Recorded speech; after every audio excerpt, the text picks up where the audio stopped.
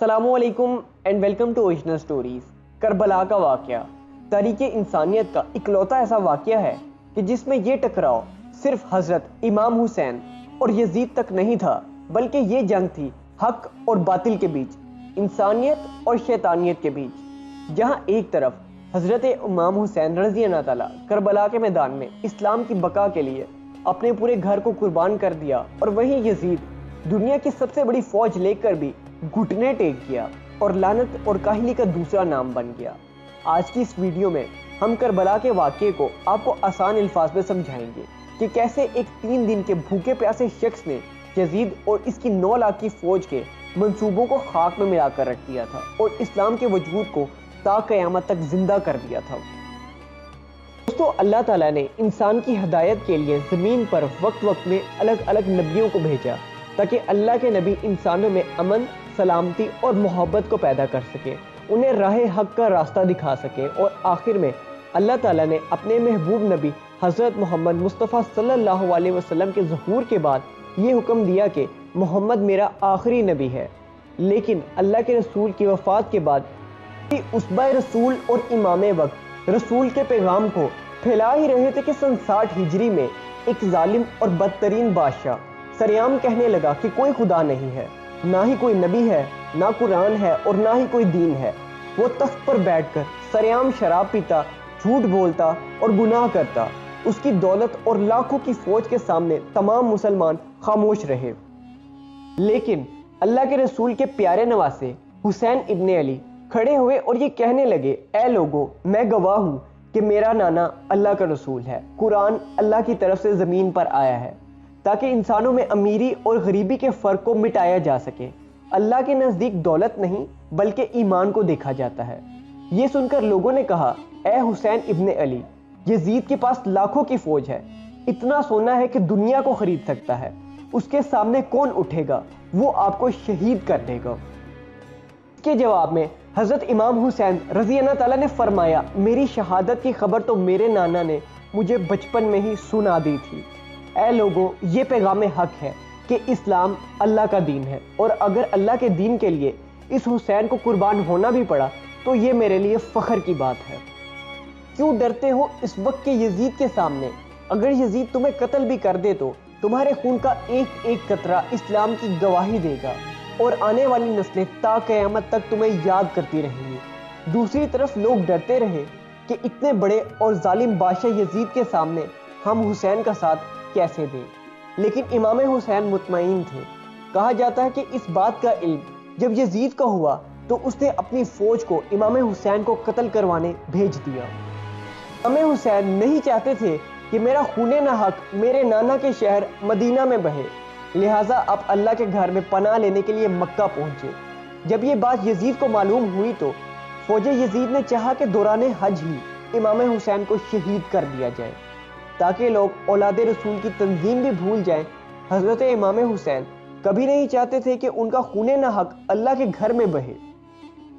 اتنے میں کوفہ کے کچھ لوگ آپ کو خط لکھتے رہے کہ نواسہ رسول، ہم بھی یہ تسلیم کرتے ہیں کہ آپ کے نانا اللہ کے رسول ہیں، لیکن یہ وقت کا بادشاہ ہم پر ظلم کرتا ہے، ہماری مدد فرمائیں۔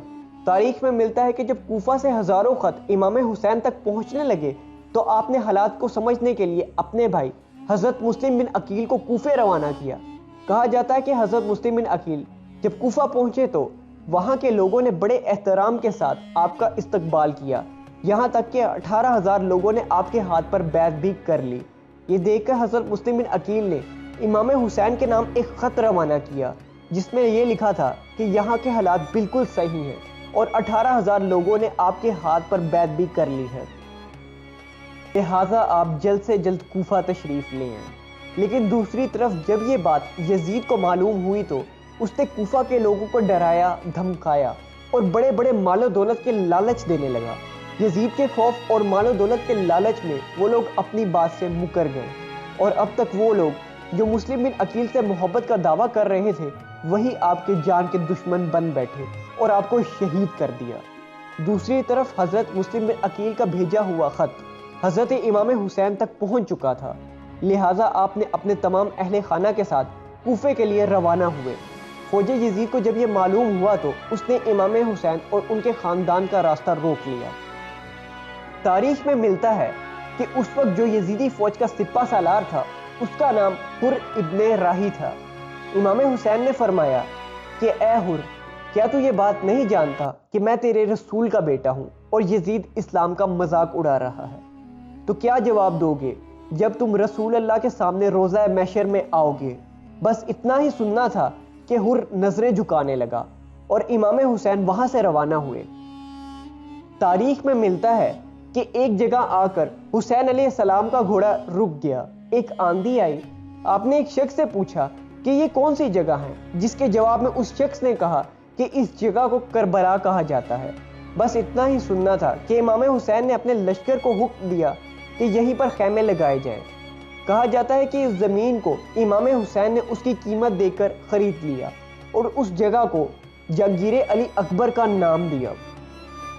آج بھی زمین اکبر کو، جہاں کربلا کے شہید آرام فرما رہے ہیں، جہانگیر علی اکبر کے نام سے یاد کی جاتی ہے۔ جب یہ بات یزید کو معلوم ہوئی کہ ہمارا سپہ سالار حضرت امام حسین سے نرمی سے پیش آ رہا ہے، تو اس نے فوج کے سالار کو ہی تبدیل کر دیا اور اس کی جگہ عمر بن سعد اور شمر ہزاروں کے لشکر کے ساتھ کربلا آ پہنچے اور اولاد رسول پر سختیاں دن بدن بڑھتی رہیں۔ تاریخ میں ملتا ہے کہ امام حسین کے خیمے نہر فرات کے کنارے پر تھے۔ فوج یزید یہ بات جانتی تھی کہ علی کے اس شیر کو ہرانا ناممکن ہے، لیکن اگر ہم امام حسین کے خیموں کو نہر فرات سے ہٹا دیں تو ہم ان کو پانی کے لیے ترسائیں گے اور پیاسا رکھ کے کمزور کریں گے اور پھر شہید کر دیں گے۔ یہ سوچ کر فوج یزید قیام حسین کی طرف بڑھی اور کہا کہ وقت کے بادشاہ کا یہ حکم ہے کہ تم اپنے خیمے نہر فرات سے ہٹا لو۔ تاریخ میں ملتا ہے کہ یہ بات جب غازی عباس نے سنی تو اپنی تلوار کو نیام سے نکالا اور کہا، کس میں اتنی ہمت ہے کہ رسول اللہ کے خاندان کے خیموں کو ندی سے ہٹائے؟ حضرت علی عباس کے جلال کو دیکھ کر فوج یزید میں خوف طاری ہو گیا۔ یزیدی لشکر پیچھے چلا گیا۔ اتنے میں حضرت امام حسین نے کہا، اے عباس، تلوار کو نیام میں رکھو۔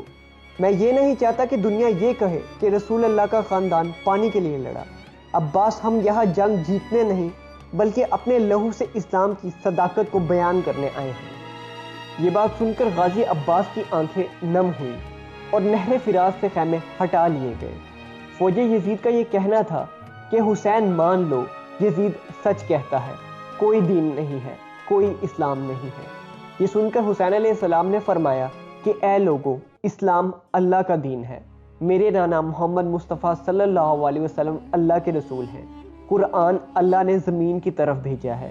اگر تم مجھے آج مار بھی دو تو میرے لہو کا ایک ایک قطرہ رسول اللہ کے نبوت کی گواہی دے گا۔ تم حکومت، دولت اور طاقت کے سامنے مت جھکو۔ یاد رکھو، یہ حکومت فنا ہو جائے گی لیکن اللہ کا دین ہمیشہ باقی رہے گا۔ لیکن افسوس، فوج یزید آپ پر دن بدن ظلم بڑھاتی رہی کہ آپ یزید کی بیعت کریں، یہاں تک کہ آپ کا پانی بند کر دیا گیا۔ آپ پیاسے رہے۔ تاریخ میں ملتا ہے امام حسین کا خاندان 3 دن تک کربلا کے میدان میں پیاسا رہا۔ فوج یزید اس کوشش میں تھی کہ حسین کے خاندان کو اتنا ستایا جائے کہ وہ ہماری بات مان لیں۔ لہٰذا امام حسین کی آنکھوں کے سامنے ان کے ساتھی اور ان کے اپنوں کو شہید کیا گیا۔ آپ کے سامنے آپ کے بیٹے علی اکبر کو شہید کیا گیا۔ آپ کی آنکھوں کے سامنے غازی عباس کو نہر فرات کے قریب شہید کر دیا گیا۔ جب آپ اپنے 3 ماہ کے بیٹے علی اصغر کو میدان میں لے کر آئے اور فرمانے لگے، تمہاری جنگ حسین سے ہے، یہ 3 ماہ کے بچہ 3 دن سے بھوکا پیاسا ہے، اے ظالموں، اس بچے نے تمہارا کیا بگاڑا ہے، اسے تھوڑا سا پانی پلا دو۔ لیکن فوج یزید نے آپ کے 3 ماہ کے بچے کو بھی ایک بوند پانی نہ دیا، اور فوج یزید نے یہ کہا، جو ہمارے بادشاہ کی بات نہیں مانتا وہ ہمارے نزدیک کافر ہے، اور یہ کہہ کر اس 3 ماہ کے بچے کی طرف تیر چلا دیا گیا، اور یوں رسول اللہ کے 3 ماہ کے چراغ کو بھی بجھا دیا گیا۔ جب کربلا کے میدان میں کوئی نہ رہا تو آپ اپنے 3 ماہ کے بیٹے کو زمین پر رکھا اور میدان میں آئے اور فرمایا، اے لوگو، تم کیا سمجھتے ہو؟ اس ظلم سے اسلام کو مٹا دو گے تو یہ تمہاری غلط فہمی ہے۔ اسلام اللہ کا دین ہے اور اس کا محافظ بھی اللہ ہے۔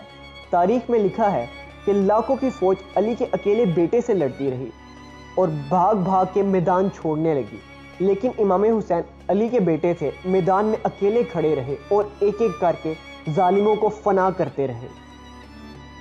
یہ دیکھ کر فوج یزید سمجھ گئی کہ یہ علی کا بیٹا ہے، اسے سامنے سے ہرانا ممکن نہیں، اسی لیے دور جاؤ اور اس پر تیروں کی بارش کر دو۔